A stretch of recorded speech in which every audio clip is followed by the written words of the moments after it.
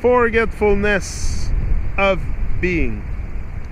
Ego is always identification with form, seeking yourself and thereby losing yourself in some form. Forms are not just material objects and physical bodies. More fundamental than the external form, things and bodies are the thought forms that continuously arise in the field of consciousness. They are energy formations, finer and less dense than physical matter, but they are forms nonetheless. What you may be aware of as a voice in your head that never stops speaking is the stream of incessant and compulsive thinking. When every thought absorbs your attention completely, when you are so identified with the voice in your head and the emotion that can accompany it, that you lose yourself in every thought and every emotion, then you are totally identified with form and therefore in the grip of ego. Ego is a conglomeration of recurring thought forms and conditional mental, emotional patterns that are invested with a sense of I, a sense of self. Ego arises when your sense of beingness, of I am, which is formless consciousness, gets mixed up with form. This is the meaning of identification. This is forgetfulness of being. The primary error, the illusion of absolute separateness that turns reality into a nightmare.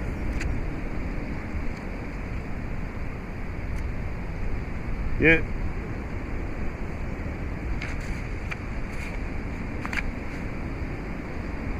There are many accounts of people who experience that emerging new dimension of consciousness as a result of tragic loss at some point in their lives. Some lost all of their possession, either their children or spouse, their social position, reputation, or physical abilities. In some cases, through disaster or war, they lost all of these simultaneously and found themselves with nothing. We may call this a limit situation.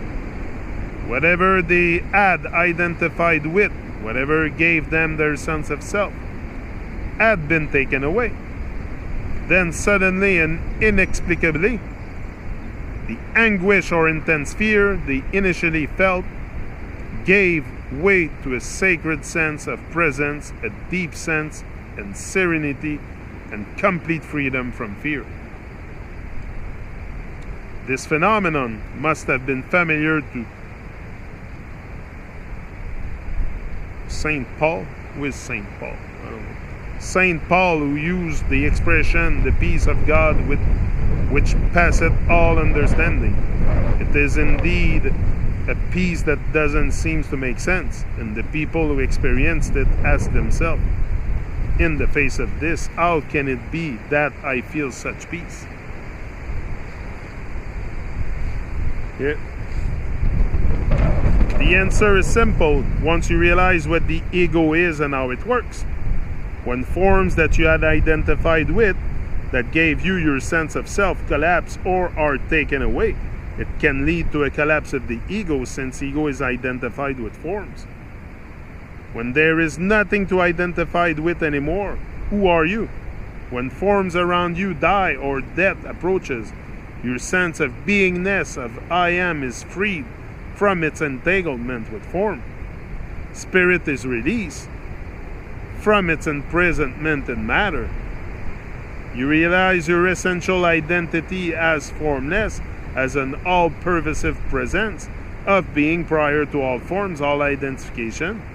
You realize your true identity of consciousness itself, rather than what consciousness had identified with. That's the peace of God. The ultimate truth of who you are is not I am this or I am that, but I am. Yeah. Not everybody who experiences great loss also experiences this awakening. This disidentification from form. Some immediately create a strong mental image or thought form in which they see themselves as a victim, whether it be circumstances, other people, or an unjust fate, or God. This thought form and the emotion it creates, such as anger, resentment, self-pity, and so on, they strongly identified with, and it immediately takes the place of all the other identification that have collapsed through the loss. In other words, the ego quickly finds a new form. The fact that this new form is a deeply unhappy one doesn't concern the ego too much, as long as it has an identity, good or bad. In fact, this new ego will be more contracted, more rigid, and impenetrable than the old one. Whenever tragic loss occurs, you either resist or you yield. Some people become bitter or deeply resentful. Others become compassionate, wise, and loving. Yielding means inner acceptance of what is. You are open to life. Resistance is an inner contraction, an hardening of the shell of the ego. You are close. Whenever actions you take in a state of inner resistance, which we could also call negativity, will create more outer resistance, and the universe will not be on your side. Life will not be helpful. If the shutters are closed, the sunlight cannot come in. When you yield internally, when you surrender, a new dimension of consciousness opens up. If action is possible or necessary, your action will be in alignment with the whole and supported by creative intelligence, the unconditioned consciousness which in a state of inner openness you become one with. Circumstances and people then become helpful, cooperative. Coincidences happen. If no action is possible, you rest in the peace of inner stillness that comes with surrender. You rest in God. The core of ego. Most people are so completely identified with the voice in the head, the incessant stream of involuntary and compulsive thinking, and the emotions that accompany it, that we may describe them as being possessed by their mind.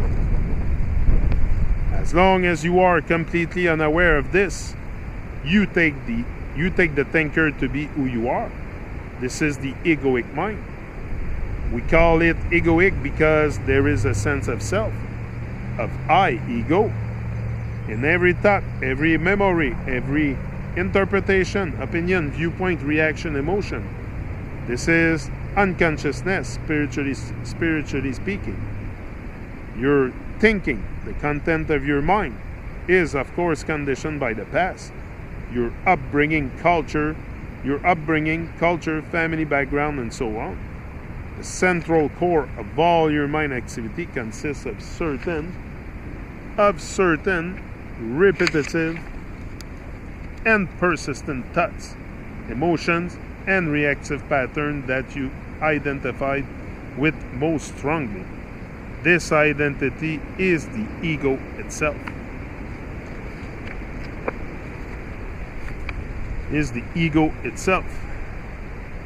In most cases, when you say I, it is the ego speaking. Not you, as we have seen.